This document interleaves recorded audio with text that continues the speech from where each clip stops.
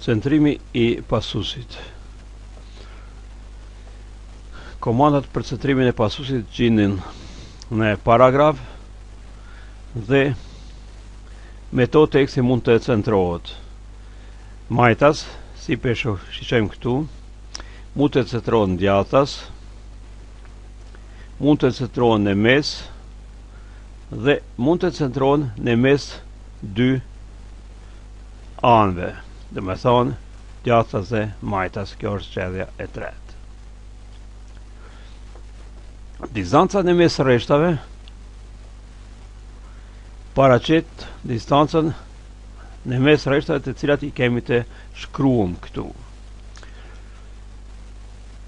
Nëse ekziston teksti, atëherë zgjidhet distanca në mes rreshtave, që është në vazhdim të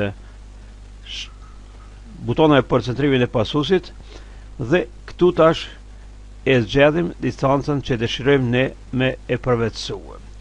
Standard në Windowsin në Office-in 2007 Wordin është 1.15, mund ta kthejmë në 1 ose ta rritim distancën e mes rreshtave. Rritja e distancës e mes rreshtave bëhet në ato raste kur nevojitet hapësira në mes rreshtave për me bë përmirësimet e nevojshme, do të thonë gjatë kontrollimit të tekstit ose doni punimit. E zgjedhim dyshin dhe tash distanca në mes rreshtave është e vendosur në 2. Nëse dëshirojmë më tepër të dhëna për formime të paragrafe të caktuar, atëherë shkojmë edhe shtypim shigjetën të paragraf dhe na paraqiten mundësitë e rregullimit, do të thonë të palosjes. I patëm majtas, mes, djathtas, në mes të dy rreshtave, do të thonë këto i kemi të definuar.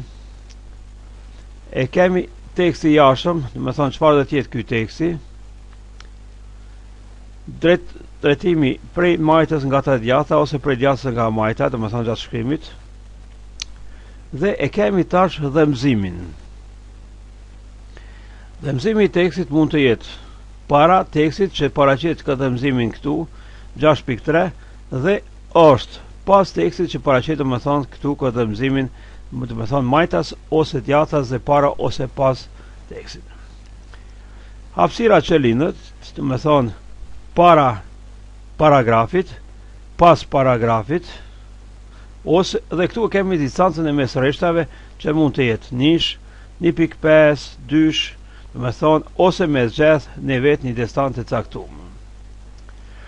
Në faqen e dytë line on page breaks kemi thonë ndërprerjen e vijës dhe të faqeve në paragrafët tonë që janë të definuar në këtë rast.